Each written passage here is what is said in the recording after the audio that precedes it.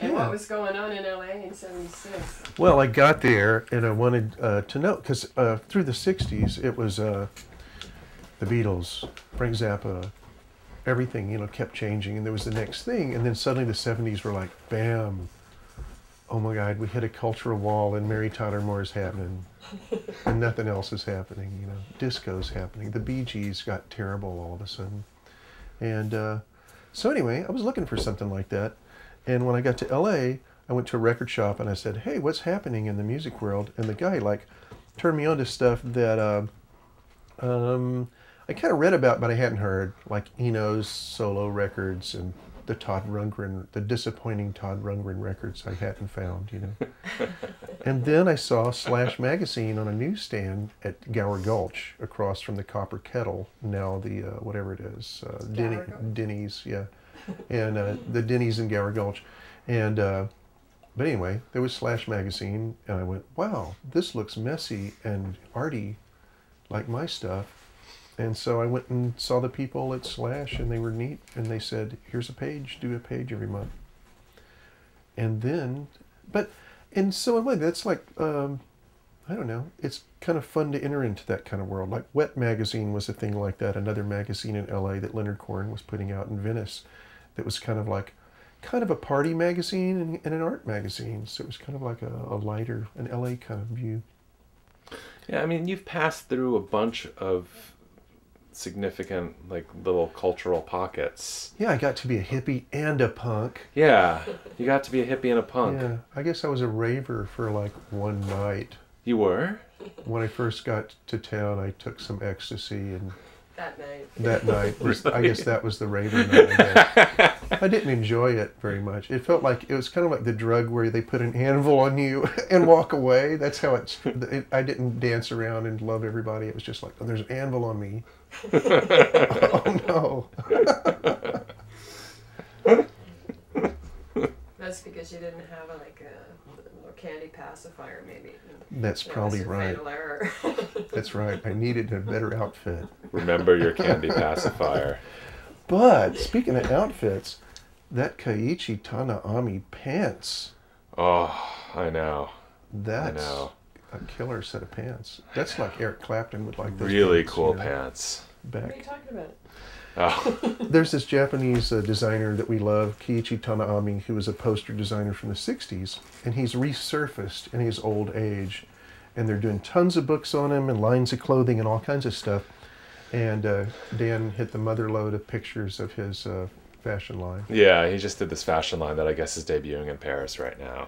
That is just insane. Yeah, most of it's completely insane, but yeah, the pants are like Frank Zappa. Some of it, apparently it's really being produced. Like, yeah, we have to really look into that. I think someone, you know, I mean, there's something behind, you know, all of this interest in him, which is a wonderful thing. I agree. It's kind of amazing, and it just keeps going. I don't know why. Yeah, there's something going on there. His vision is sort of, I don't know what it is. You know, I just did a horrible thing. I had a little piece of ice in my mouth, and I accidentally bit it next to the microphone, though I was trying not to. So it'll be like an you iceberg. just broke hitting my eardrum. Yeah, I was afraid of that. Gary, tell us about this thing. Well, I've been building these kind of things for years, and I build them just to study structures and their sculptural ideas, and I end up using them in light shows as shadow making devices and interference devices.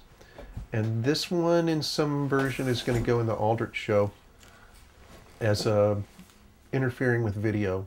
I'll have 2 videos of light show footage from the Anthology Film Archive out of phase by 15 minutes, and they'll both be projected through this onto a scrim or a lightweight piece of cloth in a darkened room with black light drawings. It's just like if you were to be at a light show and just see blobby, you know, abstractions of color, but used as light sources. There's 2 of them, so it's like twice the blobby stuff, you know. So I just love light abstraction. But once they go through this set of chopsticks and tape and soda straws and pipe cleaners, they'll make really interesting shadows, and there'll be secondary shadows.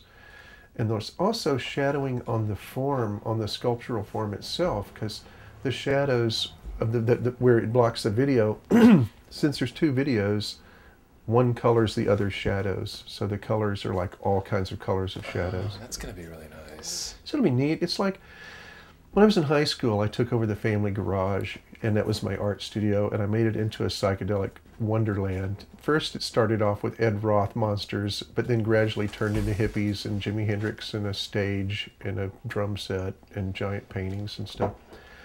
And so the light show, as it's continued, and also this installation at the Aldrich, it's kind of like that. It's like the hippie dungeon kind of thing, where it's gonna be, we're painting the room black, and I'm drawing it with Dayglow chalk on all the walls. Why do you think hippiedom has endured, or at least it seems to have endured better than punk? Maybe it's nicer to be around, but it's also asking you for spare change, so I'm not sure. I guess they're both asking you for spare change, aren't they? Because punks die sooner than hippies. I actually think they're all. I think everything. Yeah, I guess so. Every form that gets invented, I think, hangs around. I think there's tons of my students are still punks, and often they're dressed like straight out of the punk shop. You know, they're like the Exploited. You know, or they're like A certain. marketed version of... Yeah, but they're very sincere. It's a very sincere industry, just like the goth thing. You know. Well, you've moved through the commodification of hippies and punks. Not to mention, whatever else. Anything, once it enters into media, it gets commodified. Right. And, you know, and generally artists are like somehow like, I don't know, sometimes they can profit from it and often they can't, you know. It's just like something they did because they were into it, you know. Like all that, think about the 10 million words that were written about punk rock when it was coming out, you know, by all the sincere dudes and girls writing about it.